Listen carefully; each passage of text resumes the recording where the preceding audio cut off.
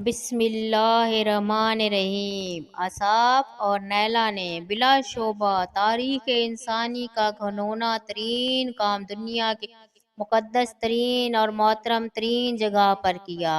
اسلام کی آمد سے قبل عہد جاہلیت میں اصحاب نامی ایک شخص تھا جو کہ قبیلہ بنی جرم کا ایک نوجوان تھا، جبکہ نیلا بنت زید کا تعلق بھی اسی قبیلے جرم سے تھا۔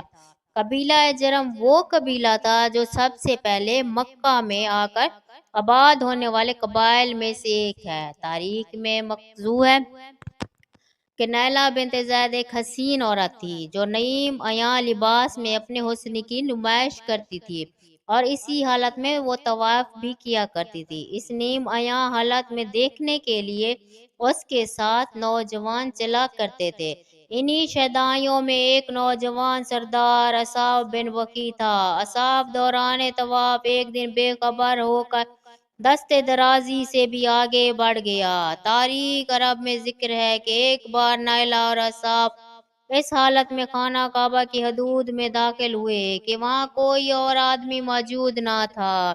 اس تنہائی کا فائدہ اٹھاتے ہوئے وہ دونوں بہک گئے اور خانہ خدا میں بدفعلی کا ارتکاب کیا۔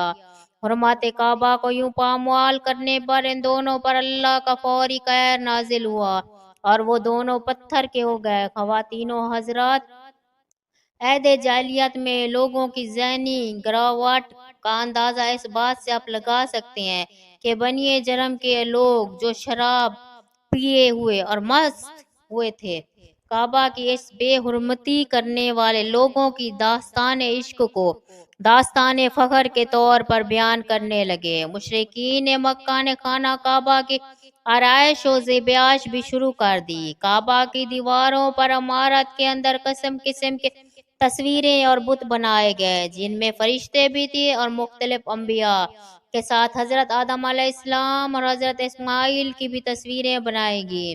اس کے علاوہ خانہ کعبہ میں 360 بت رکھے گئے جو تمام قبائل کے تھے۔ ان بتوں میں نیلا اور اصحاب کے مرنے کے بعد کے بھی بت شامل تھے اور انہیں بنو جرم نے عشق و محبت کا مظہر قرار دے کر ان کی پرستش شروع کر دی۔ یہ بت جائے زمزم کے کنارے نصب تھے۔ بعد ازاں بت پرستوں نے ان بتوں کو اٹھا کر صفا و مروہ کے دونوں پہاڑوں کے درمیان رکھ دیا۔ ان دونوں بتوں کی باقاعدہ پوجا ہونے لگی۔ پھر جب اللہ تعالیٰ کے فضل سے عرب میں اسلام پھیلنا شروع ہوا تو مسلمان اصحاب اور نیلا دونوں بتوں کی وجہ سے ان دونوں پہاڑوں پر جانے کو گناہ سمجھتے تھے۔ اس وقت اللہ تعالیٰ نے قرآن مجید میں یہ حکم نازل فرمایا کہ صفا و مروہ کے طواف اور دونوں کی زیارت میں کوئی حرج اور گناہ نہیں، بلکہ حج اور عمرہ دونوں عبادتوں میں صفا و مروہ کی سعی کو لازمی قرار دیا گیا۔ فتح مکہ کے روز حضور اکرم صلی اللہ علیہ وآلہ وسلم نے ان دونوں پہاڑوں سے اصحاب اور نیلا دونوں بتوں کو توڑ پھوڑ کر نیست نابود کر دیا۔ ان دونوں پہاڑوں کو حسب دستور سابق مقدس و معظم قرار دے کر ان دونوں کا طواف، حج، عمرہ بھی ضروری کر دیا۔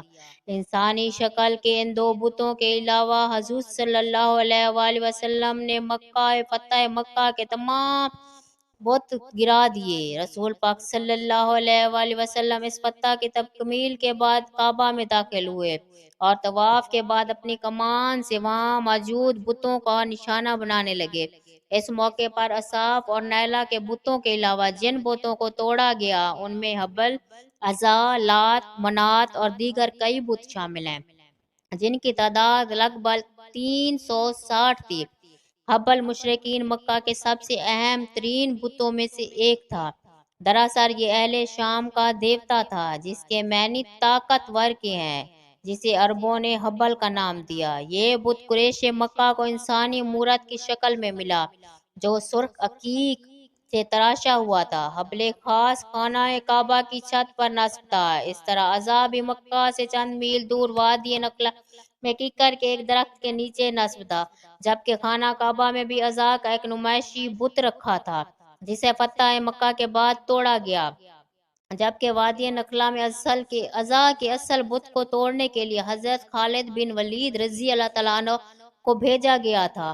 مشرقین مکہ کا تیسرا بڑا بت لات یہ طائف میں اس جگہ نصب تھا جہاں آج کل مسجد طائف کا بایاں مینار ہے۔ دراصل یہ ایک شخص جو حاجیوں کو ستو کھول کر پلایا کرتا تھا، بعد میں جس کی پوجا شروع کر دی۔ قریش رات سونے سے پہلے عزا اور لات کی پوجا پاٹ کرتے تھے اور قسم بھی انہی دونوں بتوں کی کھایا کرتے تھے۔ اس کے علاوہ جو چوتھا بت بڑا بت توڑا گیا وہ منات کے نام سے مشہور تھا، جو عرب کا سب سے قدیم ترین بت تھا۔ اس بت کو نبی پاک صلی اللہ علیہ وآلہ وسلم کے حکم پر فتح مکہ کے لیے جاتے ہوئے حضرت علی رضی اللہ تعالیٰ عنہ نے منہدم کر دیا۔